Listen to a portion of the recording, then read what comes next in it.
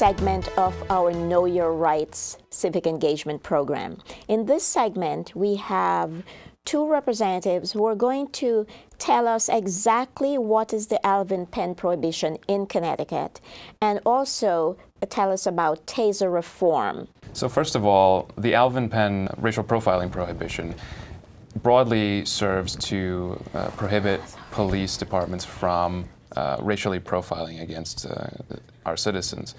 But it also serves as a requirement that police departments have to record demographic information about the people that they stop and make that data known to agencies who can then go and do something about it once they have it. It's an important tool for not only monitoring our police departments and also enforcing the laws that we have on the books to try and prevent racial profiling from occurring and figuring out where any hotspots are that may need extra attention.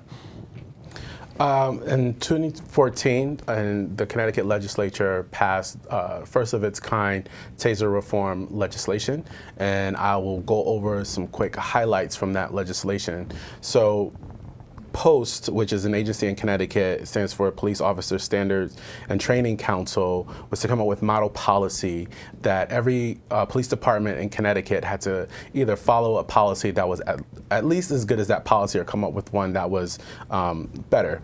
Some highlights from the policy that POST came up with is that there will be an annual, under the law, annual reporting of Taser use by every department in the state of Connecticut to the Office of Policy Management, which will then make that data available online. And these reports, there will be use of force reports done by police officers every time a Taser is deployed and the way they do when they deploy their firearms. Race and gender demographic information will be recorded, and also the number of times the Taser was activated. Police officers are now only allowed to tase an individual as much as is necessary to accomplish lawful objectives. That, in conjunction with recording the number of times a Taser is activated, is important because we've seen prior to this law some victims of tasering being activated 30 or more times, sometimes resulting in death. Every single Taser deployment will have to have supervisor review.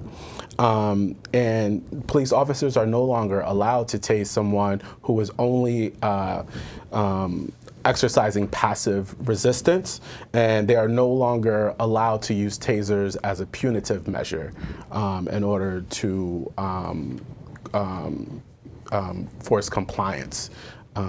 So very important legislation, and we will continue to work with the legislator to get as best police practices as we can in the state.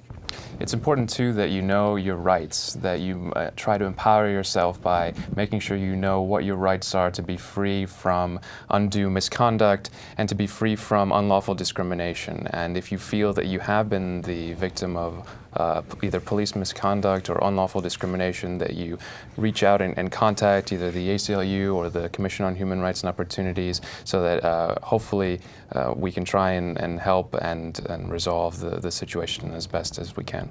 Yeah, please contact the ACLU of Connecticut. We will be happy to provide you with information such as a Know Your Rights pamphlet, which is done in a FAQ format, frequently asked questions, and police stops, police approaches at your home, vehicle stops, walking stops, even customs enforcement at airports, ports, and borders.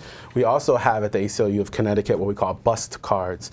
These are designed to be folded 3 ways so they can fit into your wallet, and they have basic bullet points on what you should do when you are stopped by the police, arrested, or detained for questioning.